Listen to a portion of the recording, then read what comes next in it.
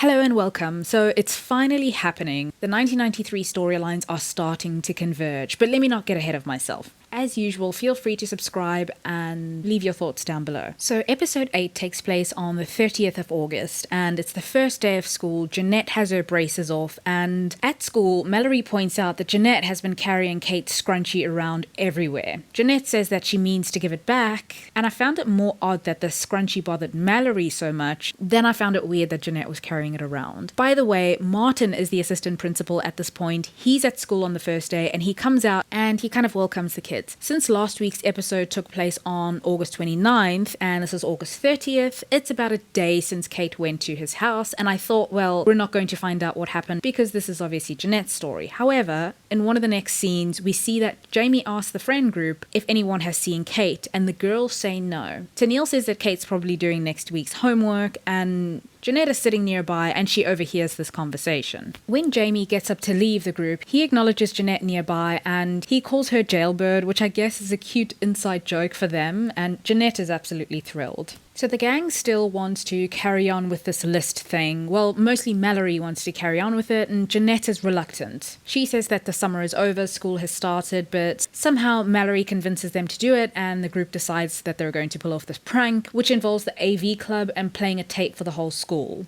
When Mallory goes into the AV club, it's the other two, Jeanette and Vincent, that need to stand guard to make sure that nobody catches them. And this is where Vince and Ben meet in the hallways at school. If I recall, they'd kind of met before in the store when Ben suggested to the three of them to use shaving cream for one of their pranks, but this is when they formally meet each other. They bond a bit over the deaths of their mothers, and it turns out to be a really heartfelt meet-cute. Ben says that his mother passed away from cancer when he was 13. Vince's mother passed away in a car accident, and Ben finally says to Vince that he wanted to be brave enough to tell his mother something, but he chickened out. And when Vince asks what it was, we get this moment initiated by Ben. Meanwhile, Jeanette is keeping watch for Mallory during their prank. She sees Kate's mother come to the school, go straight into Martin's office and ask if he knows where Kate is. Martin says she's probably at lunch, and Kate's mom tells him that she feels that Kate never came to school at all. And when he suggests calling the front office, Kate's mom says, well, you've been around our family enough to know that we like to keep things quiet.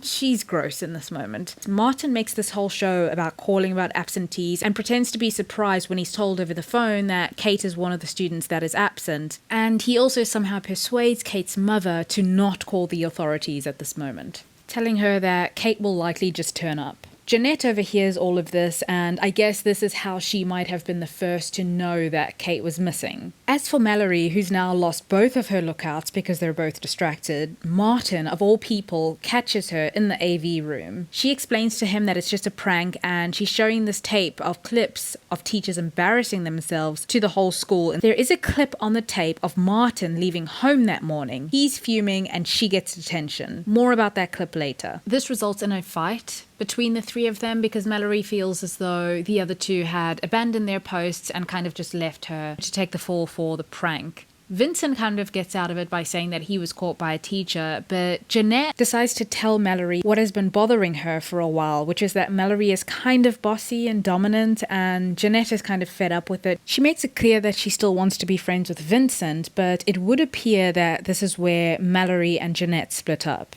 Later on, Jeanette and Jamie run into each other again at school, and they joke about having their braces taken off, and he compliments her smile. This is when Jeanette tells Jamie that he heard that Kate was missing. She tells him that not only was she not at school, it also seems that she wasn't at home either, and that Mrs. Wallace went to Martin with her concerns about Kate maybe being missing. In 1994, Jeanette's dad finally confronts her about the key that her mom found in her room, which is the key to Martin's house. Jeanette lies and says that she used it one time for their list, and she denies going back there after that initial hide and seek. Jeanette's dad tells her that she's going to have to come clean about it and that they're going to the police station. At school, she wants to skip actually because of the Kate rumors and because of her mother leaving. She's a little bit of a pariah at this point, but her and Vince end up going in. We see that Ben is obviously not ready to come out of the closet yet, and girls are checking him out. His friends are joking about the attention from the girls, and when Vincent arrives, Ben looks kind of uncomfortable. I don't know, I didn't get the sense that Ben was ashamed or anything, more like he was overwhelmed and just not ready. Jeanette eventually does decide to leave for the day. She's having a rough go of it, and when Vincent tries to stop her, she tells him that his association with her will bring him under scrutiny as well, and that could be risky since him and Ben aren't really out yet. Jamie is watching from the distance, and when Vince confronts him about being kinda stalkery, he says that it's a little bit more complicated than that, and he's just checking in on Jeanette because people at school have been very harsh. And Vincent, who is all of us at this point, is like, well, you hit her. You can't just be playing the savior now all of a sudden because you feel like it. We then cut to Jamie. He's sitting in his car drinking and listening to a tape, and on the tape a couple sounds like they're saying the until death do us part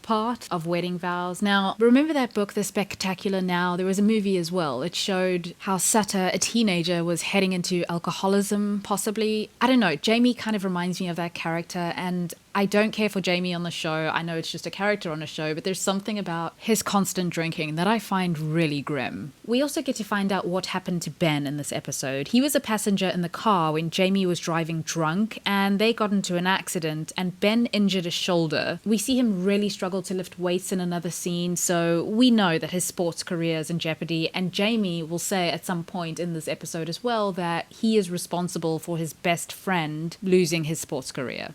At one point, when Ben is waiting in the ambulance, Vince tries to hold his hand, but Ben eventually takes his hand back. He was just in an accident and he wasn't ready. This is also the early 90s in Texas, so Ben's reluctance to be open is really understandable. In 1995, Jeanette gives the printout of Kate's chats with her sister to her lawyer, and last week when I said this changes absolutely nothing, I was only thinking in terms of the perception from these chats that Kate might be at fault somehow. But this definitely changes everything for the defamation lawsuit. Since they have some proof that Kate lied about other things connected to the abduction, this not only proves that she can lie and that she's inconsistent, but there's some reasonable doubt as to whether she saw Jeanette or not.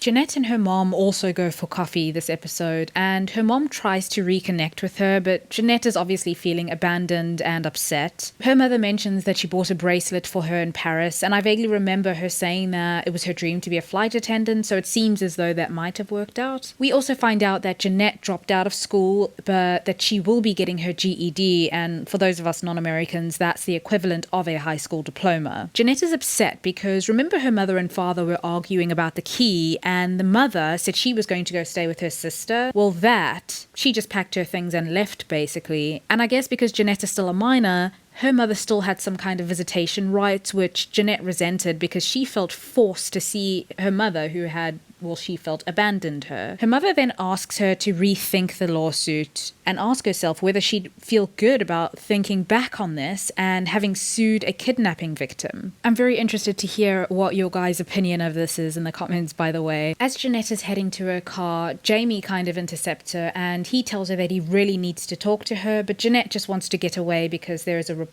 photographer around the corner taking photos of her, so she leaves. By the end of the episode, two very important things happen. We see Martin back in 1993. He's watching this tape that he confiscated from Mallory, and in that video, I think that we see Kate in the window, maybe, and he's also brushing something off of his pants as he leaves to work. I'm guessing that's just a sprinkler. Finally, Jeanette and Jamie meet, and he says he'll regret what he did for the rest of his life. He got caught up in trying to protect Kate, and he apologizes to Jeanette, who asks him why he did what he did, and he said he thought that he was defending Kate, and when she asks him who he believes, he's silent. But he does tell her that when he had that accident, he was actually on his way to her, and he also tells her that a few months after Kate went missing on Christmas Eve, he got a message on his machine, and it's the vows on the tape. Jamie says to Jeanette that he had a feeling that it had something to do with Kate. Jeanette seems really taken aback as soon as she hears those voices and the fact that this happened on Christmas Eve. And she rushes over to Mallory's house to ask her for a snow globe. Mallory says that she doesn't even have that old snow globe anymore, but we see her going up into her room, under her bed into a hat box, and she takes out the snow globe. As for my thoughts and theories, well, the voices on the tape sound like they're quivering or scared or just very emotional, and I'm sure that Jamie would have recognized Kate's voice if it was hers. Jeanette also, after hearing those voices, she just walks away and leaves the tape with Jamie, so I guess this tape isn't really going to incriminate her in some way, but I cannot think of what might have triggered that reaction in her, or how it might have been connected to the snow globe. Obviously, except for the fact that Jamie got the message on Christmas Eve, and a snow globe is kind of a Christmas-themed toy or ornament. It appears that at first glance, whatever Jeanette knows about the snow globe, Mallory doesn't, because she seems really nonchalant about telling Jeanette that she doesn't have it. She doesn't seem guilty or weirded out like there's some shared secret or anything. But why did she lie about having it? Her and Jeanette are enemies right now, so she could have just lied just because she wanted to, because they're no longer friends. Two separate notes. The way that Kate's mother stormed into Martin's office and asked him, "Do you know where my daughter is," or whatever, did anybody find that weird? I mean, I know that he's the vice principal, the assistant principal, and she obviously explained this by saying that she didn't want it to get out, but still, like, there's just something weird about it. And also, it's a pity that Jamie turned out the way that he did, because him and Jeanette actually made a good match, and it seems as though they kind of hit it off before she made her big transformation, which, I don't know, it's kind of sweet. Anyway, that's it for this video. Feel free to leave your thoughts down below. Sorry this one was a little bit long, but yeah, there you have it. Thank you for watching.